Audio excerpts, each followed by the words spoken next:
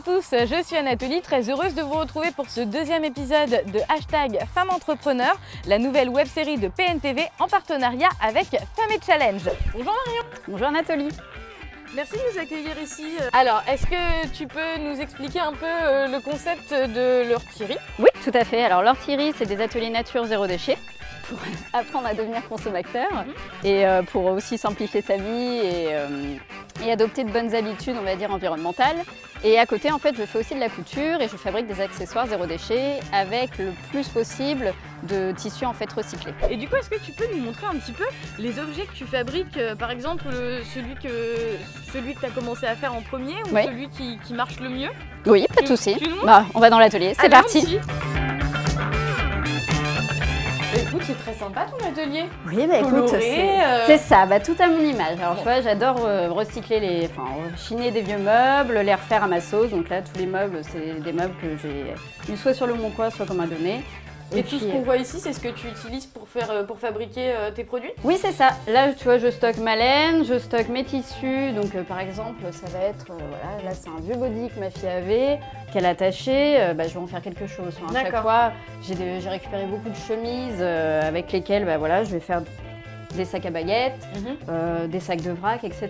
Celui que je trouve rigolo, c'est vraiment le sac à baguettes parce que ça épate tout le monde avec les petites manches de chemise, c'est marrant. Ouais, enfin, puis c'est super simple en fait de refuser son sac à pain. En fait, quand tu prends ta tradition, voilà, t'amènes ton petit sac. Il n'y a même pas besoin de la nettoyer parce qu'une baguette, c'est propre. Si tu as un sandwich, bah, voilà, tu le mets dedans et puis après tu le mets à la machine. Mais il n'y a pas, c'est assez simple et puis ça fait rigoler quand on voit la petite manche de chemise. C'est vrai que c'est très mignon. Voilà, c'est rigolo. Je te propose qu'on se retrouve tout de suite dehors pour la suite de cette discussion dans ce beau cadre. Tout à fait, on va dans le jardin, c'est parti.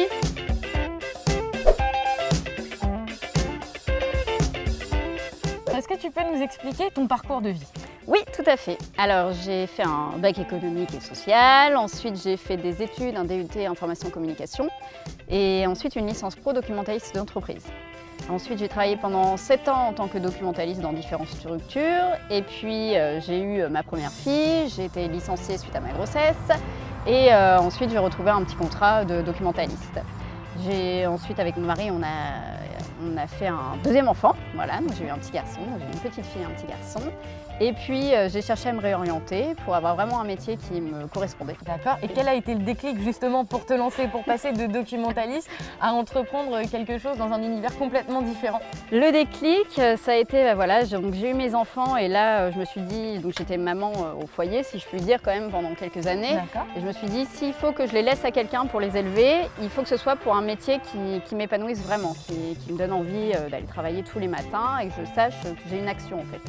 Qui a un impact sur mon métier. Déjà, tu sens que ça a changé quelque chose dans ta vie? Oui, ça a changé beaucoup de choses dans ma vie. C'est vrai que d'être maman plus entrepreneur, bah, voilà, ma vie est bien remplie, hein, je ne le cache pas, mais c'est super d'aller travailler, enfin, de se lever le matin et de savoir qu'on travaille dans quelque chose qui nous plaît, c'est génial. Ça doit être génial, mais ça doit être un peu fatigant. Dans les moments où justement la fatigue se fait ressentir, est-ce qu'il y a un endroit dans lequel tu aimes t'évader, dans lequel tu te sens particulièrement bien? Oui, alors bon, déjà j'ai la chance d'avoir un beau jardin, mais quand j'ai besoin de me ressourcer vraiment, je vais monter à cheval et j'ai la chance d'avoir ma jument qui va très loin. C'est vrai? Ouais. Et si je te propose qu'on aille la voir ensemble, ça te dit? C'est parti, on y va. Super, direction l'enclos de la jument de Marion pour comprendre un peu plus son quotidien. Celle qui nous regarde. La marron? Oui, l'Alzane, voilà, pour les termes techniques. Et elle s'appelle comment? Mira. Mira. Surnommée Mimi. D'accord.